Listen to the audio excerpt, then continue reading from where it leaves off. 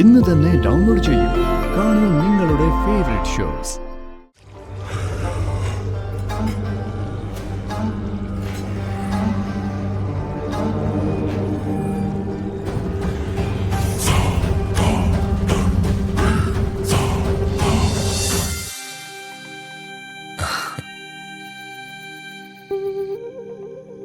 പൗർണമി ചന്ദ്രനില് എന്റെ മുഖം കണ്ട് എന്നെ പ്രണയിച്ച എന്റെ പെണ്ണെ, നിന്റെ മുഖവും ഞാൻ ആ അമ്പിളിയിൽ കണ്ടിരുന്നു. എനിക്ക് നിന്നോട് പ്രണയ, ഞാൻ നിന്നെ പ്രേമിക്കുന്നു.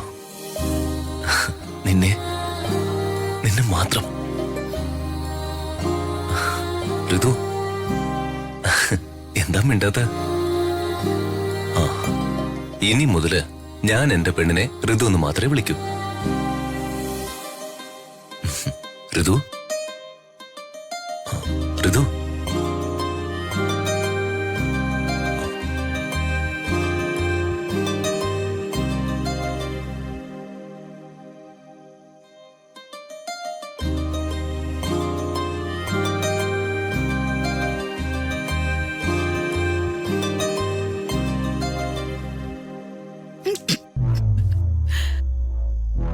അത് കലക്കി. കൊച്ചമ്മണി ഒരു കാര്യം വിചാരിച്ചാൽ അത് അതുപോലെ നടക്കും.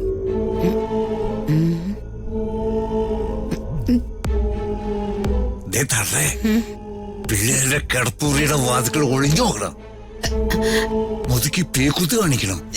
ഞാൻ ഒളിച്ചു നിന്നതല്ല ആശാനെ. മിണ്ടരുത്. നിങ്ങൾ ഇത്ര വൃത്തികെട്ട സ്ത്രീയാണെന്ന് ഞാൻ അറിഞ്ഞില്ല. അയ്യോ, തെറ്റിദ്ധരിക്കല്ലേ. അല്ല, എന്തോ ഒരു ശബ്ദം ഞാൻ കേട്ട് അത് വന്ന് നോക്കിയതാ, അത്രേ ഉള്ളു. പോതകളെ, നിങ്ങളോട് വർത്താനം പറഞ്ഞാലേ ഞാൻ തന്നെ അഴുക്കാവും. പോയിന്റെ മുമ്പിന്ന് പോവാൻ.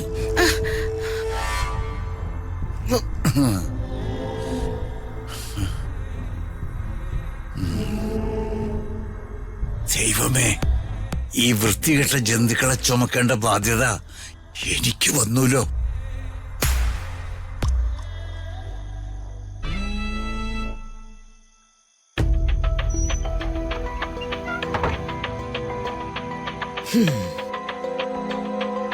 അങ്ങനെ എന്റെ ആദ്യത്തെ പാര ഒന്നാം തരമായിട്ട് ഏറ്റ്. ഒടിയെന്ന് ഞാൻ വിചാരിച്ചതാ, പക്ഷെ ഒടിഞ്ഞില്ല. ഇതിപ്പം ഒരു അത്യാവശ്യത്തിനുണ്ടാക്കിയ ഒരു ചിന്ന പാരയല്ലേ. ഇനി മഹാപാരകളുടെ പ്രചരണമാണ്. ഇപ്പൊ കൊടുത്ത പാര വന്ന ഒരു വഴിയേ.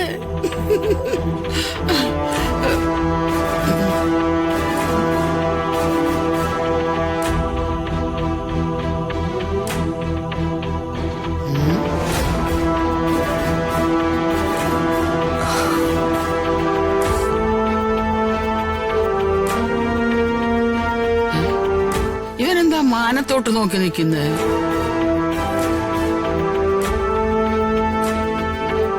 അല്ല, മാങ്ങ പഴുക്കുന്ന കാലം ആയില്ലല്ലോ.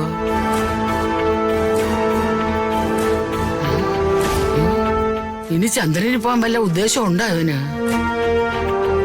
ഇന്ന് ഞാൻ എന്റെ ഭാര്യയോട് എന്റെ പ്രണയം തുറന്നു പറയും. അത് ശരി, പ്രണയം തുറന്നു പറയാൻ പോണതേ ഉള്ള. ഞാൻ ശരിയാക്കി തരാം.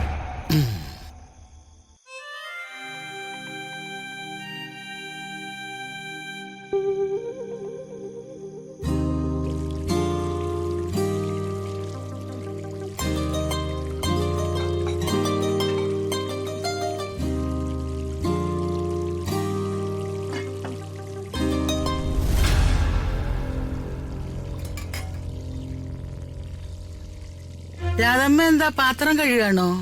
അതെ. എന്താ അമ്മേ, അമ്മയ്ക്ക് എന്തെങ്കിലും വേണോ? ഒന്നും വേണ്ട, ഞാൻ ഇത്തിരി വെള്ളം എടുക്കാൻ വേണ്ടി വന്നതാ. ശരി അമ്മേ.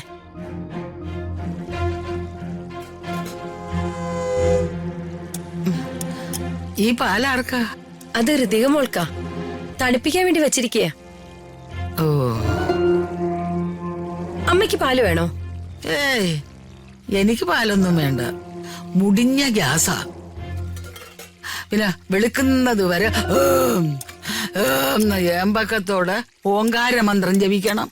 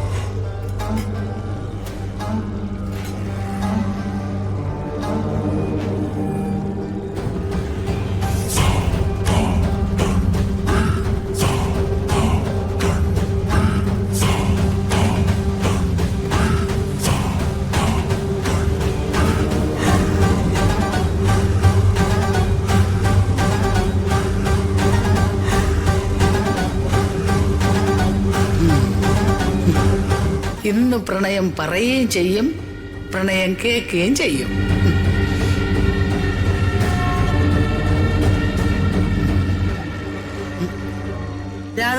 രാധമ്മ പാത്രം കഴിക്കോ? ഞാൻ പോണു കേട്ടാ.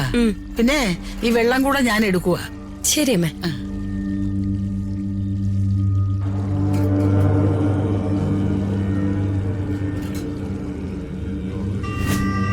ദിനം പ്രതി ഓരോ പാരകൾ കണ്ടുപിടിച്ച് ചെയ്താ മതി.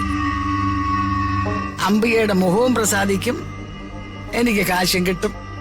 വീട്ടിലിരുന്ന് ചെയ്യാൻ ഒരു ജോലി.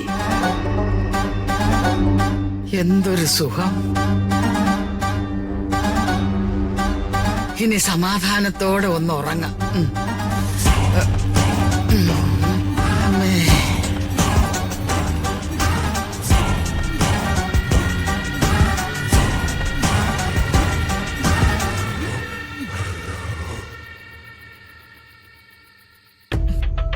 ഞാൻ നിന്നോട് പലവട്ടം പറഞ്ഞിട്ടുള്ളതാ, മറ്റുള്ളവരെ കൊണ്ട് പറയിപ്പിക്കാനായിട്ട് കണ്ട പെമ്പിളരെ പുറകെ നടക്കരുതെന്ന്.